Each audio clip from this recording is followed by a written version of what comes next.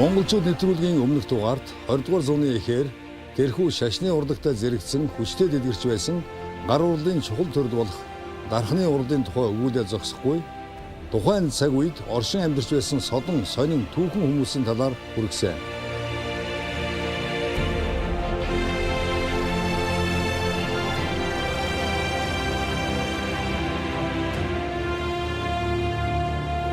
Тэгвэл бид өнөөдрийн дугаард 20 дугаар зууны эхээр хүчтэй дэлгэрч монголчуудын соёл иргэн шил, ард түмний аж амьдралын хэв маяг түүхэн цаг үеийн өвөрмөц онцлогийн илэрхийлэл болж байсан Монгол модон эдлийн урлал, уран барилгын үүсэл хөгжлийн талаар өгүүлэх болно. Бид энэхүү нэвтрүүлгээ Мон Содрог хэвлэлийн газраас эрхлэн гаргасан монголчууд 20 дугаар зууны эхэн номноос бэлтгэн хүргэж байна. Нэвтрүүлгийн хамтрагч Мон Содрог хэвлэлийн газар.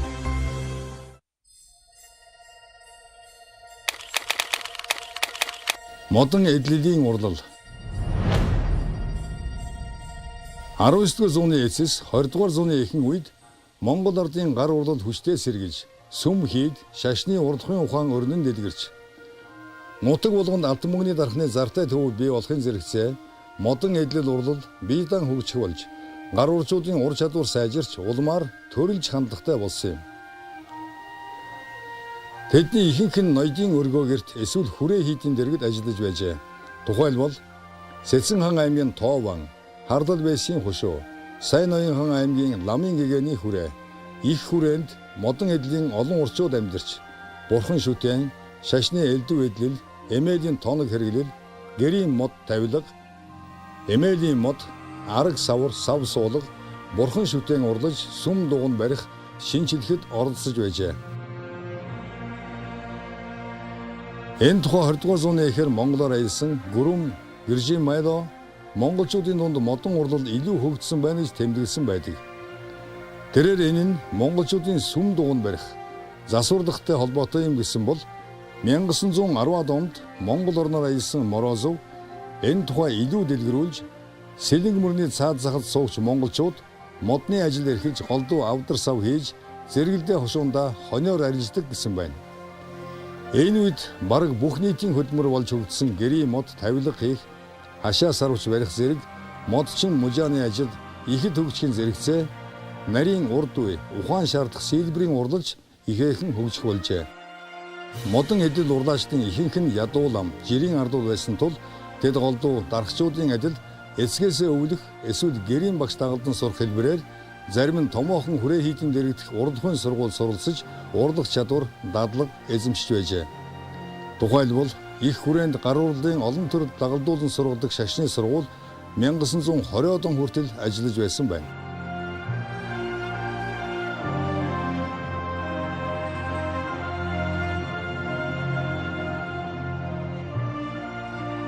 Айрны сав, савар, арга, гэрийн хаалга, гэрийн унь, гэрийн хан, гэрийн тоон.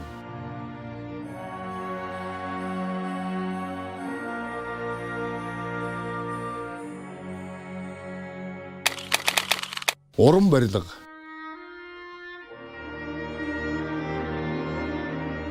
монголчууд хот суурин, орд өргөө, шашны болон иргэний уран барилгын маш олон дурсгалыг үлдээсэн төдийгүй үндэсний өвөрмөц онцлогтой уран барилгын арга ухааныг боловсруулж түүнийг дорн дахны сонгодог ололтоор баяжуулан хөгжүүлжээ. Үүний тод жишээнд 19 дугаар зууны сүүл 20 дугаар зууны эхэнд Монголд барьж байгуулсан олон арван сүм дугуйн, дасан, хүрээ хийдийн барилга орно.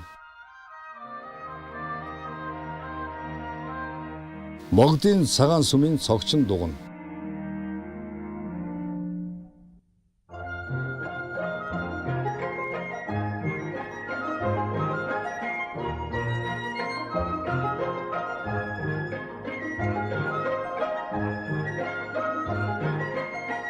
Маторших хаалга 2010 он.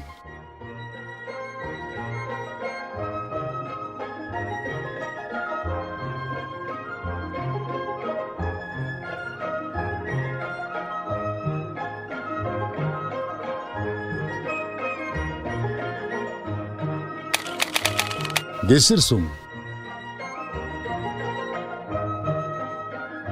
Хятадын хөхийн шашныг шүтгч Гүвэ овогт Захар гэгч хүн 1919-өөс 1920 оны үед хөхийн шашны номлолыг өргөн дэлгэрүүлэх зорилгоор хүрээний баян чирээлийг хятад иргэд хятад ламнараас хөрөнгө мөнгө цуглуулж Гуанди шүтэн буюу Гэсэр сүмийг Тасганы овооны энгэрт байгуулж байжээ. Хэрмэн хашаанд гол сүм, дарихын сүм, хөлгийн сүм, өргөл мөргөлчдийн болон хөхийн шашны сургуулийн байшин Гүвэ овогт Захарын сууц, жин хэнгэрэг, жин хонхны 2 сүүдрэх зэргийг анх барьсан байна. Тэгвэл хятад хэв маягийн сүм дугуйн бүхий энэхүү уран барилгын цогцлборыг 1933 онд улсын мэдэл авчээ. Ингээд 1966 онд Гандан хийдийн уран баримтч зураач Данзан лам хуучин байсан Гуандын хятад баримлын оронд морь унсан гэсрийг баруун зүүн талд нь цас чигэр Рогма Гуан дүрийг цасан шуумал шавар баримлын аргаар урлан бүтээсэн байна.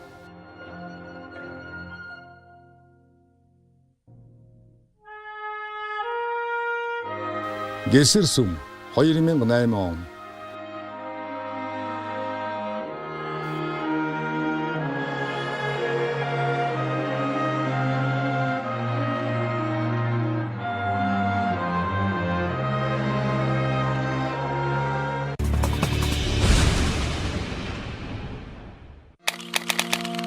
Гэр хэлбэрт модон дугна.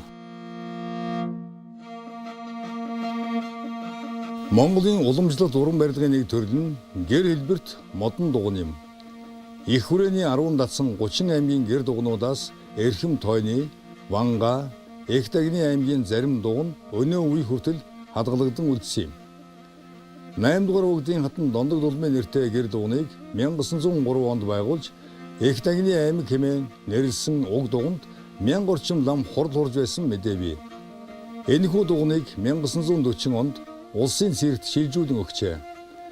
Гэр хэлбэрт дугныг бүтээхдээ монголчуудын хамгийн түгээмэл сууц гэрийн үндсэн хийц, бүтцэд тулгуурлан түүний орон зай, дотоод байгуулалтыг өргөжүүлэн зохиосон учраас Монгол үндэсний уран барилгын чухал дурсгал болжээ.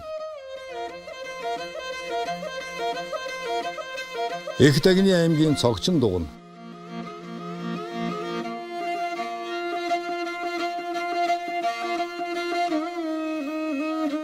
Майдрын дугна 20 дугаар зууны эхэн үе.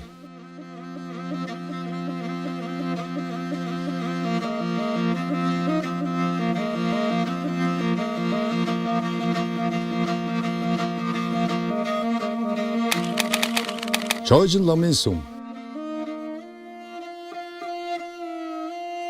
8 дугаар богд Жавзан дамб төрсөн дүү Лувсан хайд буюу монголчуудын нэрлэгээр Чойжин лам зориулж 2 чудаа сүм дугна бариулжээ. Анх 1899 оноос Чойжин ламын сахиусны хурлын их баг 2 сүм, лавран ордчаас байшин хашаа зэргийг барьж 1901 онд дуусгажээ. Гэвч энэ цогцлбор 1903 онд шатсан учраас 1904-өөс 1908 онд Чойжин ламын сүм, орд, хурд номын байрыг хүрээний төв хэсэгт шинээр бариулсан байна.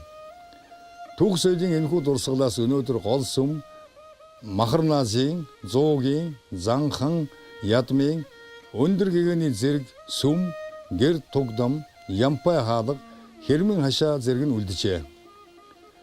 Чойжин ламын сүмийн барилгууд нь урлан бүтээсэн арга, хэв маяг, хийц бүтэц, дотоод гадаад чимэглэл зэргээрээ үндэсний уран барилгын гайхамшиг дурсгал болдгийг.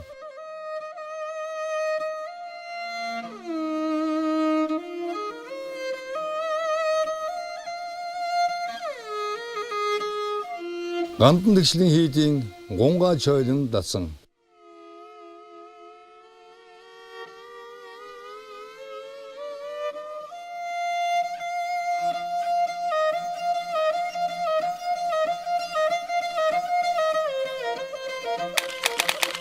Бог тааны ордон музей. 20 дугаар зууны эхэн үеийн уран барилгын өөр нэг томоохон төлөөлөл бол Богдын ногоон ордон хэмээх уран барилгын цогцлбор юм. Энэхүү ордныг 8 дугаар богд Жавзан дам хотын Дэчин болын Хэрмэн дэх шар ордог шатсны улмаас 1893-аас 1906 оны хооронд Туул голын орчимд барьж байгуулжээ. Үүнд Махаранзын сүм, Эрдэм итгэмжит сүм, лаврын сүм тэргүүтэнг барьсан байна. Мөн тэнд Оросын 2 дугаар Николай хааны 8 дугаар богдод бэлгэлсэн барилгын зураг төслөөр 1905 онд Богд хааны өвлийн ордон хэмээх Европ хэв маягийн 2 давхар байшинг барьсан түүхтэй юм. Харин Богд хааны ногоон ордныг 1926 оноос музей болгосон байдаг. Энэ та бидний нэрлэж заншснаар Зайсангийн наан Туулын голын хөвөнд орших Богд хааны ордон музей юм.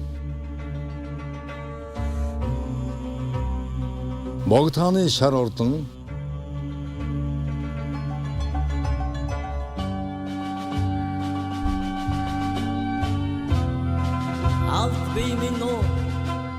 Богдын ногоон ордон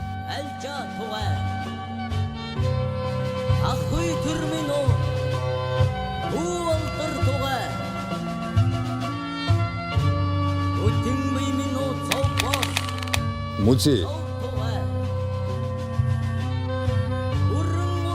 олон улсын байгууллагын албан ёсны тодорхойлолтод заасан шин чанар бүхий музейн тухай үзмрийн газрыг Монголын эрдэмтэн бэргэд соён гэгэрүүлэгчид нэлээд эртнээс үүсгэн байгуулж түүх соёлын янз бүрийн дурсгалыг цуглуулan хадгалж дэлгэн үзүүлдэг байжээ. Тухайлбал 1842 онд Ноён хотод Данзан Аравжаа, Гивэдийн Аравжаадын хэмээх үзмрийн сүмийг үүсгэн байгуулсан нь зориулалт, зохион байгуулалт хэлбэрээр жинхэнэ музей байсан юм. Энэхүү үзмрийн сүм нь бусад хурд номын газраас огт өөр. Зөвхөн Ноён хотын цуглуулгыг хадгалах нэг хэсэг, үзмрийг нийт үзүүлэх нөгөө зориулалтаар барьсан өөр нэг хэсэг бүхий 2 хэсгээс бүтсэн байр байжээ. Түүнчлэн Богд Жавзандан Будхтын дотоод гадаадын улс орноос авчирсан янз бүрийн амьтдын чихмэл, хатаамал болон элдв төрлийн эд юмсыг сонирхон цуглуулдаг байсны дотор цаг чухал байр эзэлдэг байсан гэдэг. Үүнийг гэрчлэх нэгэн өвөрмөц баг гэрийн тооны хэртэй цагийг 8 дугаар Богд Жавзандан Будхт Сайн Ноёнхан аймгийн Далай Чанхар вангийн хушууны Дашаагийн шар хэмээх дархнаар урлуулж зуны ордныхоо үүдэнд хиймэл арал дээр шилэн шилтгэн дотор залж байжээ. Харин энэхүү Богд Жавзандан Будхтын цуглуулга хожим Монгол улсад музейн байгууллага үүсэн бий болох үндэс суурь нь болсон байдаг юм. Тэгвэл 1921 оны сүүлээс Монгол орны байгалийн эрдэс бодис, ургамал амьтан, түүх соёлын дурсгал зүйлсийг цуглуулж, судлан шинжлэх, ард түмэнд үзүүлэн таниулах ажил төрийн бодлого болон тавигдсан байна. Ингэхдээ Судар бичгийн хүрээлэнгийн анхны дүрмд музей хэмээгч нь зүйлбэрийн сонин зүйлийг хураан олж хүн үзэж таних үед тус болгоно гэжээ. Ийхүү 1922 оноос Монгол орны түүх, байгаль, өвс, ургамал, ан амьтан, угсаатан, соёл урлагийн холбогдлолтой үзмэр Судар бичгийн хүрээлэнгийн нэрээр Жамин гүний хашаанд цугларчээ. 1923 оны намар одоогийн Улаанбаатар зочид буудын дэргэд байсан нэг жижиг байшинд Судар бичгийн хүрээлэнгийн шийдвэрээр улсын музейг албан ёсоор нээж Жамин гүн дарга нь болжээ.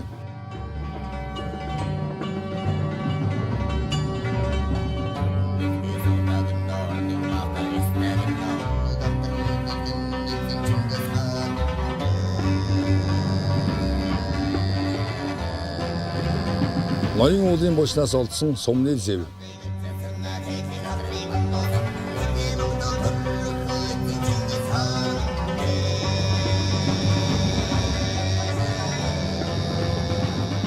Богдын цаг.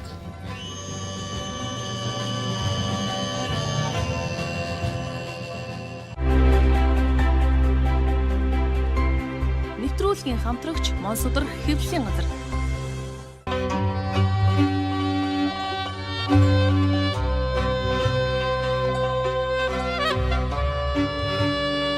Монголчууд нэвтрүүлгийн энэ удаагийн дугаар өндөрлөж байна.